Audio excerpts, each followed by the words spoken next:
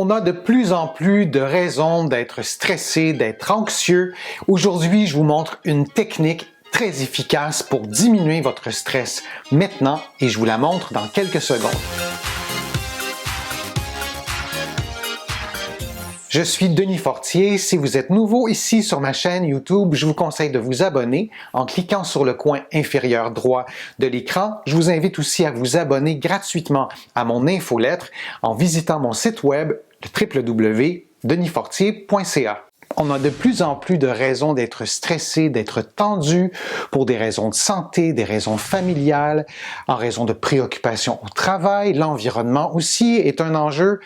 Donc, c'est important d'avoir des façons de diminuer notre stress. Et aujourd'hui, je vous propose une technique de respiration pour diminuer votre stress. Et cette technique-là a été démontrée efficace scientifiquement et c'est une technique que vous pouvez faire à la maison, au travail, un peu partout. C'est facile à retenir et je vous la présente aujourd'hui. Pour avoir une respiration qui diminue votre stress, il est nécessaire de réduire votre fréquence respiratoire à un maximum de 6 respirations par minute, c'est-à-dire de respirer pendant 5 secondes, d'inspirer pendant 5 secondes et d'expirer pendant 5 secondes. Idéalement, on souhaite avoir un temps expiratoire plus long que le temps inspiratoire. Donc, si vous pouvez inspirer pendant 4 secondes et expirer pendant, disons, 6 secondes, c'est encore mieux. Il y a des études qui ont démontré que d'avoir un ratio qui respecte cette formule-là, ça rend la respiration beaucoup plus efficace pour diminuer le stress. Si vous avez reçu un diagnostic médical en lien avec la respiration ou un autre problème de santé, vous demandez à votre médecin s'il y a des exercices qui sont contre-indiqués dans votre condition et si c'est le cas, vous ne faites pas certains exercices que je vous propose aujourd'hui en tenant compte des contre-indications que vous aura donné votre médecin et aucun exercice que je vous donne aujourd'hui, aucun conseil ne doit augmenter la douleur, ne doit rendre plus complexe votre respiration. Si c'est le cas, consultez un professionnel de la rééducation ou parlez-en avec votre médecin. Pour tous les exercices que je vous présente aujourd'hui, vous devez adapter les paramètres à vos capacités physiques, à votre endurance. Vous devez aussi adapter la position de l'exercice pour que l'exercice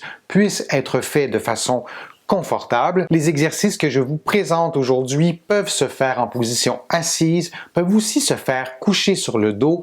C'est à vous de choisir la position qui vous convient le plus. Si vous les faites coucher sur le dos, moi je vous conseille de les faire coucher au sol, sur un tapis de yoga ou sur une surface qui est relativement ferme mais confortable. Pour le premier exercice, vous allez vous placer en position assise ou couché sur le dos, les genoux pliés, avec un coussin ou un petit bloc sous la tête. Vous allez mettre vos mains sur votre ventre, vous allez garder les yeux ouverts ou les fermer et vous allez prendre conscience du mouvement de l'abdomen. Donc pendant que vous inspirez, que vous expirez, vous allez vous concentrer sur vos mains pour sentir ce mouvement de l'abdomen qui se déplace donc vers le haut et qui revient à la position normale. Vous allez respirer plusieurs fois comme ça, sans accélérer le rythme de votre respiration, sans le ralentir non plus.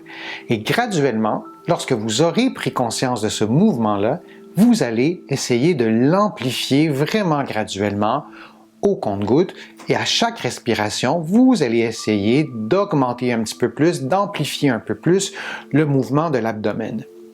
Et après une douzaine de respirations comme ça, vous allez être en mesure de prendre l'air, d'inspirer en gonflant l'abdomen. Si vous n'y parvenez pas la première fois que vous ferez des exercices, vous ne vous en faites pas. Au fil des jours, au fil des semaines, vous allez arriver à sentir ce mouvement-là.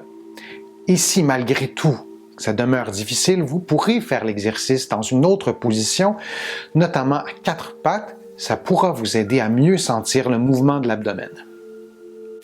Le prochain exercice se fait en position assise ou couché sur le dos, les genoux pliés avec un coussin ou un petit bloc sous la tête et vous allez inspirer en gonflant votre ventre.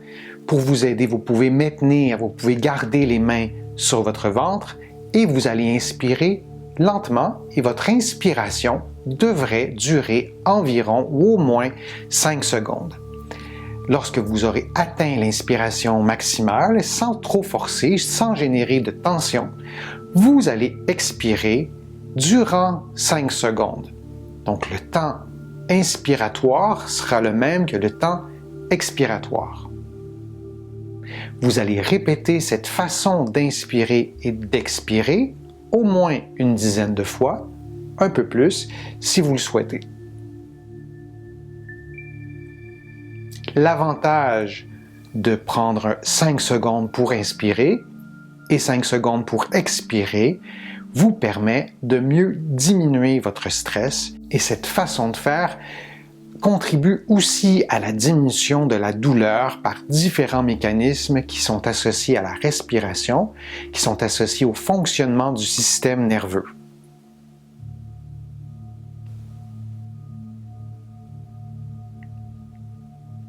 Durant cette façon de respirer, vous vous détendez au maximum, vous relâchez les épaules, vous relâchez le bas du dos et vous ne vous concentrez que sur les mouvements de l'abdomen. Durant l'expiration, vous ne forcez pas, c'est une expiration qui est passive, vous laissez l'air sortir de vos poumons pendant environ 5 secondes. Le prochain exercice se fait en position assise ou couché sur le dos, les genoux pliés, avec un coussin ou un petit bloc sous la tête, les mains sur l'abdomen. Vous allez inspirer lentement en gonflant l'abdomen durant environ 4 secondes, sans contracter inutilement vos muscles, en maintenant vos épaules détendues, sans bouger la tête. Et à la fin de cette inspiration-là de 4 secondes, vous allez expirer pendant au moins 6 secondes sans forcer, sans tendre inutilement votre musculature. Et pendant cette expiration-là, si vous arrivez à expirer un peu plus longtemps que pendant 6 secondes, vous pouvez le faire sans toutefois générer de tension musculaire, sans contracter les abdominaux. Vous inspirez donc durant 4 secondes et vous expirez durant au moins 6 secondes. Vous respirez de cette façon-là pendant au moins 10 respirations et vous pouvez aussi en faire un peu plus. Une variante de la respiration abdominale consiste à placer vos mains sur vos côtes et de faire exactement le même exercice, donc d'inspirer graduellement en gonflant le ventre et d'expirer en lâchant prise, en ne contractant pas les muscles, mais en essayant d'avoir un temps expiratoire qui est plus long que le temps inspiratoire, mais en immobilisant les côtes, en ne bougeant pas du tout la cage thoracique et en gardant vos mains sur vos côtes, vous allez arriver peut-être plus efficacement à sentir ce mouvement-là et à l'empêcher, à bloquer ce mouvement-là en vous concentrant, en amplifiant cette respiration abdominale-là. Et lorsque vous inspirez, vous portez attention aussi à votre sternum. Le sternum ne devrait pas bouger. C'est bien sûr une façon de respirer qui n'est pas naturelle, mais c'est aussi une façon de respirer qui met l'accent sur la respiration abdominale.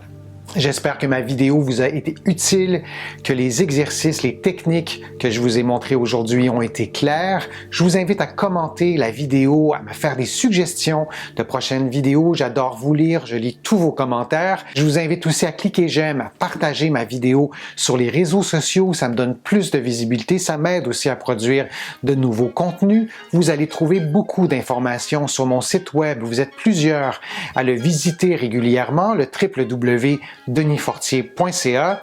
Vous allez trouver aussi beaucoup d'informations dans mes livres qui sont disponibles au Canada, en librairie et sur le web. Mes livres sont aussi disponibles un peu partout dans le monde, notamment en France, en librairie et sur le web. Je suis Denis Fortier. Je vous remercie beaucoup. À bientôt.